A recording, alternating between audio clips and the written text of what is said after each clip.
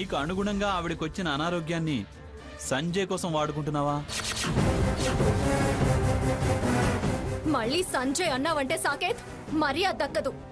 మర్యాద తక్కువ పని నువ్వు చేసుకుంటూ నన్ను మర్యాద దక్కదంటావే? అయినా ఆవిడకి అసలు జబ్బేంటి? అయినా ఇలా చాటుగా ఎందుకు వైద్యం చేస్తున్నావు? నీకు ఆవిడ వివరాలు ఆవిడ జబ్బు వివరాలు చెప్పాల్సిన అవసరం లేదు. ఏంటి సాకేత్ గారు, కనిపించిన వాళ్ళందరితో గొడవేనా? హాస్పిటల్ అన్న సంగతే మర్చిపోయారా? మర్చిపోవడం కాదు, పేషెంట్ గురించి వాళ్ళకు చెప్పాలన్న బాధ్యత నీకు తెలీదా? రఘురాం వాళ్ళ అమ్మకు ఏమైంది? ఎందుకు ట్రీట్మెంట్ చేస్తున్నావు? చాటుగా ఎవరికీ చెప్పకుండా నువ్వు నిజంగా వైద్యం చేస్తున్నావా? ఆ పేరుతో ఈవిడ గారితో కులాసాగా కాలక్షేపం చేస్తున్నావా?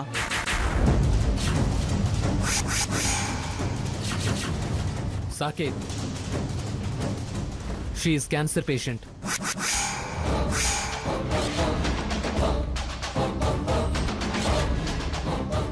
Lung cancer.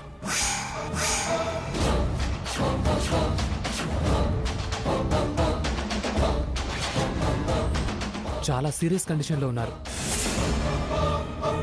అలాంటి వారికి సీత గారు బాధ్యత తీసుకుని వైద్యం చేస్తుంటే అలా ఎలా మాట్లాడగలుగుతున్నారు? అందరూ మీలా ఉంటారనుకుంటున్నారా? దొంగ వ్యవహారాలు ఎవరు చేస్తున్నారో ఇప్పుడు అర్థమైంది. సీత గారు, ఆవిడకు కీమోథెరపీ చేయించాలి. కీమోథెరపీ సంగతి మాత్రం మా గ్రానీ వచ్చో లేదా ఆవిడ గారి కొడుకు రఘురాం వచ్చో చెప్తారు.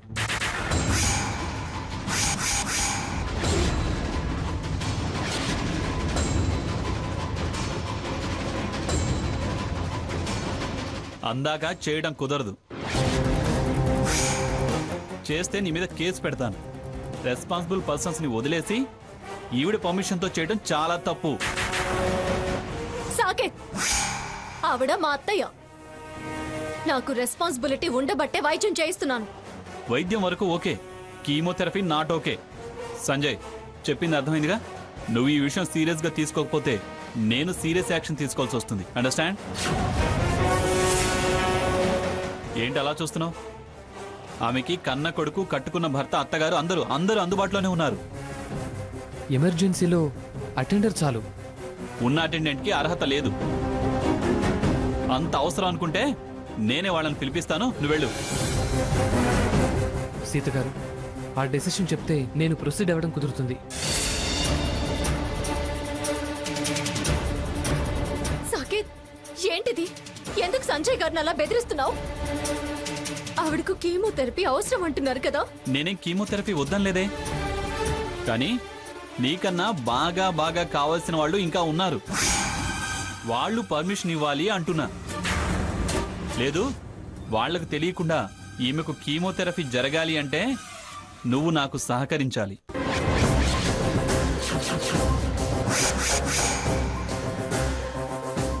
సహకరించాలా? ఏ విషయంలో? నీకు కావలసిన మీ అత్తగారు ఎలా మృత్యుతో పోరాడుతోందో అలాగే నాకు కావలసిన మనిషి ఇక్కడే ఈ హాస్పిటల్లోనే ఆ స్థితి నుండి కాస్త యువతల పడింది. అయినా పూర్తిగా కోలుకోలేదు, స్పృహలోకి రాలేదు. వస్తుందన్న నమ్మకం నాకుంది. ఎవరు నీకు అంతగా కావాల్సిన మనిషి? నేను నీలా దాచాల్సిన అవసరమూ లేదు. అయినా మా సంబంధం గురించి మీకు తెలుసు. మీ మూలంగానే చివరకు గ్రానీ కూడా నన్ను నమ్మలేదు. తను నేను ఎంత సంబంధం లేనట్టు నటించినా నువ్వు నీ చెల్లి పసిగట్టారు, ఫాలో అయ్యారు. నన్ను దోషించేసి తనని నాకు దూరం చేయాలని చూసారే, ఆమె చివరికి నా నుంచి శాశ్వతంగా దూరం చేయడానికి తనని వేరే వాళ్ళకిచ్చి పెళ్లి చేస్తా అని ప్రతిజ్ఞ చేశావే. తాను స్పృహలోకి రాగానే నా ఛాలెంజ్ విత్డ్రా చేసుకుంటున్నాను అని నువ్వు చెప్పాలి. అంటే అంతెందుకు, హారతి, నా హారతి. తానెందుకు హాస్పిటల్లో ఉంది అంటే కారణాలు వివరంగా చెప్పాలా? చెప్పకపోతే ఏదో సహకారం ఉపకారం అన్నావు కదా, అవెలా అందించగలవు? నీ రహస్యం నాకు తెలిసింది కాబట్టి నువ్వు చెయ్యాలి. ఏంటి, బ్లాక్మెయిల్ చేస్తున్నావా? నువ్వు దానికి ఏ పేరన్నా పెట్టుకో, నాకు ఎటువంటి అభ్యంతరం లేదు. కానీ నేను ఏది చెప్తే నువ్వు అది చేయాలి. నేనేం చేయకూడని పని చేయలేదు. మరీ అంత భయపడి నువ్వు చెప్పే ప్రతి అడ్డమైన పని చేయడానికి. ఆ హారతి అసలెందుకు హాస్పిటల్లో పడిందో, నువ్వెందుకు ఇక్కడ పడిగాపులు పడుతున్నావో, నేను నీకు సహకరిస్తే నీకు కలిగే లాభమేంటో నాకు క్లియర్గా తెలియాలి. తెలిసాక కూడా మాకే నష్టం జరగదు అని అనుకుంటే అప్పుడు నేను ఆలోచించి చేస్తాను. నేను చెప్పినట్టు చేయకపోతే నువ్వు నష్టపోతావు. నీ బెదిరింపులకి భయపడేదాన్ని కాదు. దానికోసమే హాస్పిటల్కి వచ్చావా, లేకపోతే నేను కనిపించానని ఇలా బెదిరిస్తున్నావా? వాదించినా కాదన్నా నువ్వు ప్రమాదంలో పడతావు. సంజయ్, ఇంకా స్పృహ రాలేదంటున్నావు. ఎప్పుడొస్తుంది? ప్రమాదం ఏం లేదు కదా? ప్రస్తుతానికైతే అవుట్ ఆఫ్ డేంజర్ అని చెప్పగలనండి.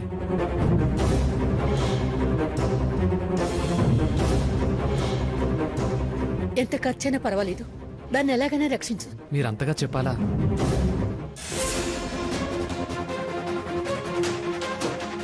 ఏయ్, ఇక్కడ నీకేం పని? ఎంత చెప్పినా కదలవా? నీ మూలంగానే కదా నా మనవరాలు ఇలా ఈ స్థితిలో హాస్పిటల్ పాలైంది. దాని చావు చూసుకొని కదలవా? దానికి ఏమైనా జరగాలి, నిన్ను మాత్రం ఊరికే వదలను. ఏంటి, నిన్ను పొమ్మంటే నీ వదిని కూడా తీసుకొచ్చావు? చేసిన ఘనకార్యం చూపించడానికా?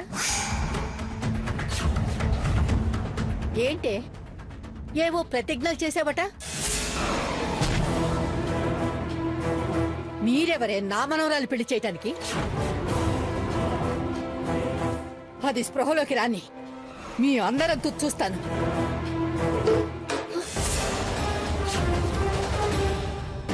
చూడండి, అనవసరంగా నోరు జారుతున్నారు.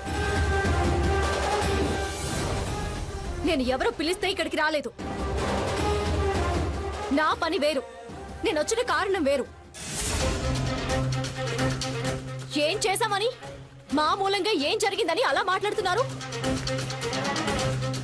తప్పులన్నీ మీరు మీరు మీ మనవరాలు చేసి మమ్మల్ని అంటున్నారే. ఏమిటి, మేం తప్పు చేశామా? ఒక్క తప్పు కాదు, 100 తప్పులు చేశారు.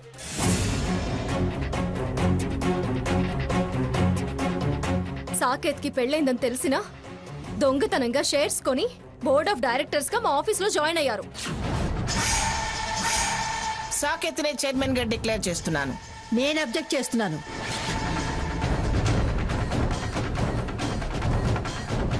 తమరేనన్నమాట మృత్యుంజయ షేర్లు కొన్నది.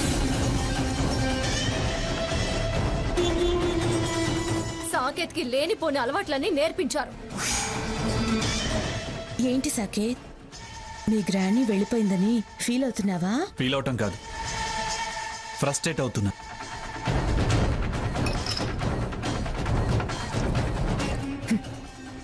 Relax yourself, have it. No, నాకు అలవాట్లేదు.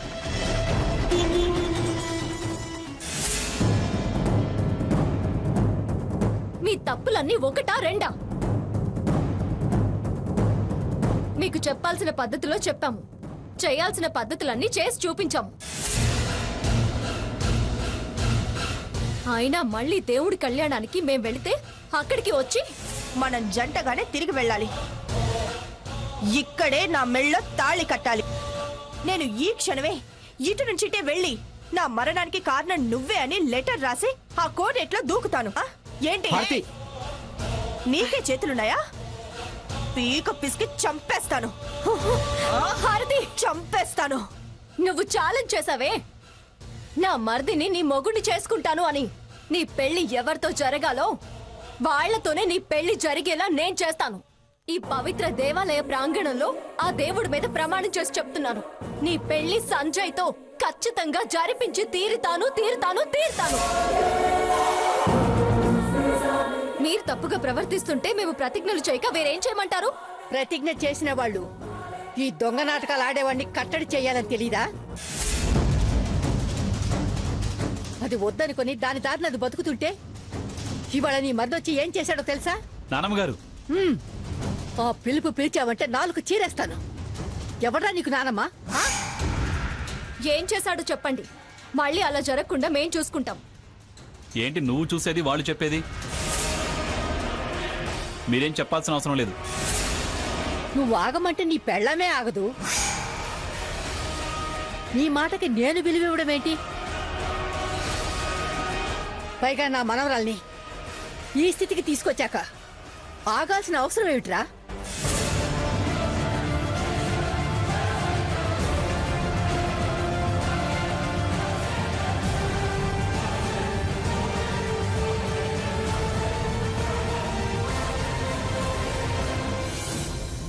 చెప్పు, ఇప్పుడు చెప్పు. వీణ్ణి క్షమించాలా? మిమ్మల్ని వదిలేయాలా?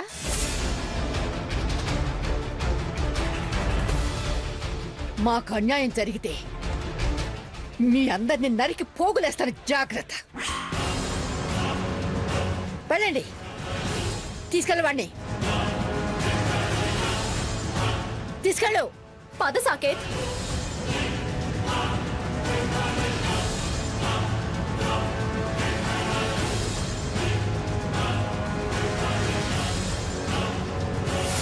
దీనంతటికీ కారణం ఎవరు? నువ్వు, నీ ప్రతిజ్ఞ. సో హారతికి స్పృహ రాగానే సాకేత్ తప్పేమీ లేదు, అన్నిటికీ కారణం నేనే అని హారతికి చెప్పి చేసిన తప్పుకు క్షమాపణలు అడుగు. అది జరగని పని. తప్పు చేసింది ఆవిడ, ఇంకా ఇప్పటికీ తప్పు చేస్తుంది నువ్వు.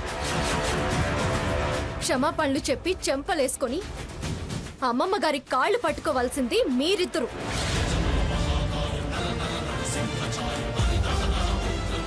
నా ప్రాణం పోయినా నేను క్షమాపణలు చెప్పను. చెప్పకపోతే ప్రాణాలేం పోవు, స్థానాలు పోతాయి,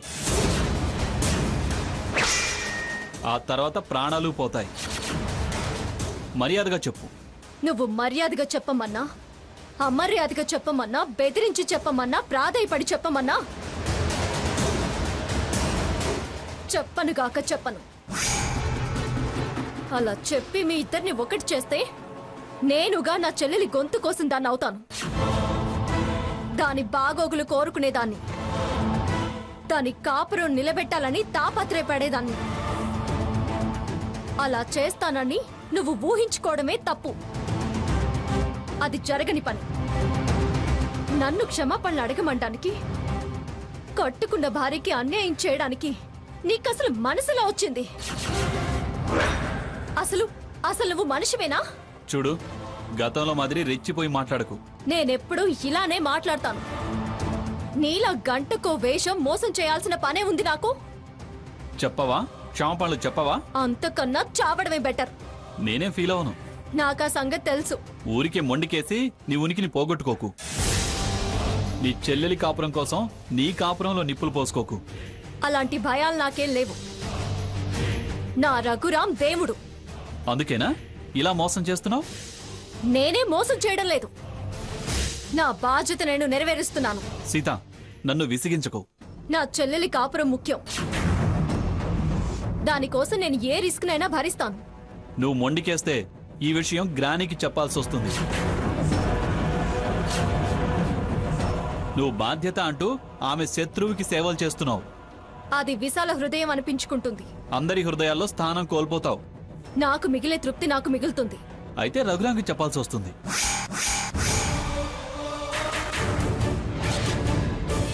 చెప్పు, చెప్పంటావా? కన్న తల్లికి విషమంగా ఉంటే ఆ విషయం దాచావని కోపం వస్తుంది వాడికి. నీ సంసారం, నీ నమ్మకం అన్నీ నాశనమైపోతాయి. మర్యాదగా చెప్దు గాని పద. సాకేత్, అసలు చెప్పేది అర్థం చేసుకోవేంటి? నేనెందుకు చెప్తున్నానో అర్థం చేసుకోవా? నేనే నా కోసం, నా సుఖ సంతోషాల కోసం బ్రతకాల్సిన అవసరం లేదు. చావుకి భయపడ్ను. నేను ఏమైపోయినా పర్వాలేదు. దయచేసి రఘురామ్కి ఈ విషయం చెప్పకు. తనకు తెలిసిన ప్రపంచంలో తన తల్లి తనకి తోడై, గురువై, ఫ్రెండ్ అయి తను బ్రతుకుతూ ఉన్నాడు. తన తల్లికి ఇలా అని తెలిస్తే తను తట్టుకోలేడు. గుండె పగిలేలా ఏడుస్తాడు. వాడు గుండె పగిలి ఏడుస్తాడో, గుడ్లు తేలేస్తాడో నాకనవసరం. సాకేత్, అరవకు. సైలెంట్ గా వచ్చి హారతికి క్షమాపణలు చెప్పు. చెప్పను చెప్పను చెప్పను చచ్చినా చెప్పను. మీ ఇద్దరిని దగ్గర కానివ్వను. నా చెల్లెలికి నిన్ను దూరం కానివ్వను. ఆ హారతి చచ్చినా అయ్యో ఆడపిల్ల అని సానుభూతి కూడా చూపించను. నీ నుంచి పర్మనెంట్ గా దూరం చేసే ప్రయత్నంలో చావడానికి వెనకాడ్ను, చంపడానికి కూడా వెనకాడ్ను. వెనకాడతావో లేదో ఇప్పుడే తెలుస్తాను.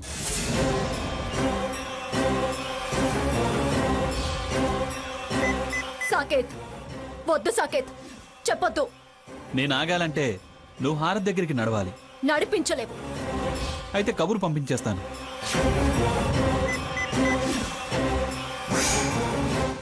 సాకేత్, చెప్పొద్దు. అరవకు. Hello granny,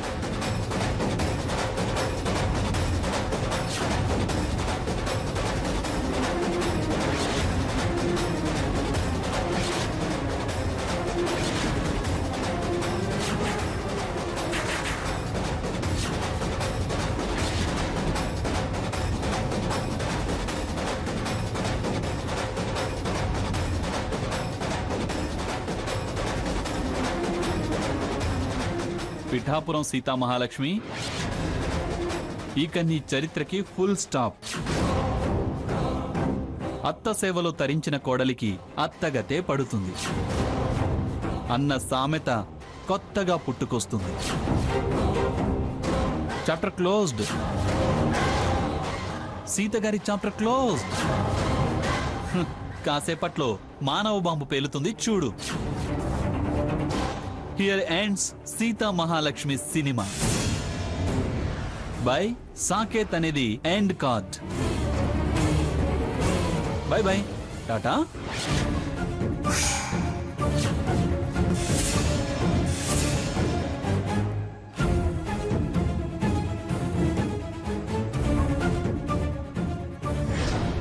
Pithapuram Seetha Mahalakshmi part 2. Just in 5 minutes. Wait and see.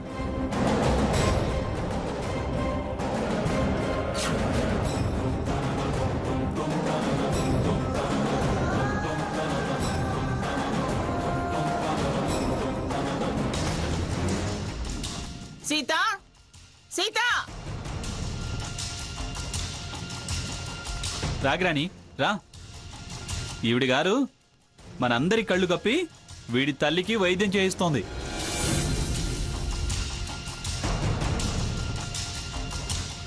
ఏంట్రా, వైద్యం చేయించడం నేరమా?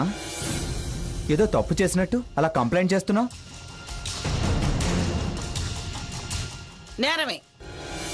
మనెవ్వరికి చెప్పకుండా, నన్ను అడగకుండా నా శత్రువుకు వైద్యం చేయించడం నేరం కాదా?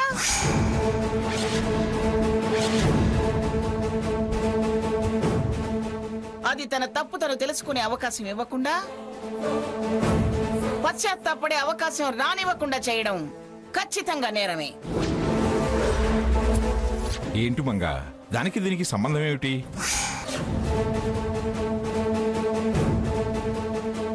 నేరమే, ఖచ్చితంగా నేరమే అని ఒత్తెత్తి పలుకుతావేమిటి?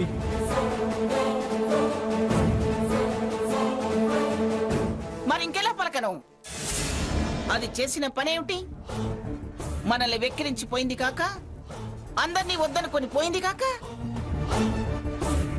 కనీసం ఇలాంటి ఇబ్బంది వచ్చినప్పుడైనా నా వాళ్ళని నేనే కాదనుకుని వచ్చాను, ఇలా ఒంటరిదాన్ని అయిపోయాను, ఇబ్బంది పడాల్సి వచ్చిందని కనీసం ఆలోచించనివ్వకుండా మీరంతా వత్తాసు పలికితే దానికి ఎప్పుడు తెలుస్తుంది?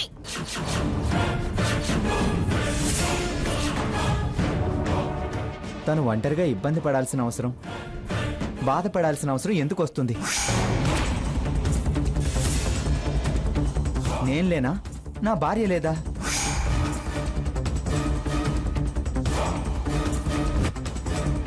ఏమిట్రా నువ్వు నీ భార్య ఉండేది? అది మీరు కాదు నాకు ముఖ్యం, నా పంతం పట్టుదల ముఖ్యమని మిమ్మల్ని నా దగ్గర వదిలేసి వెళ్ళింది.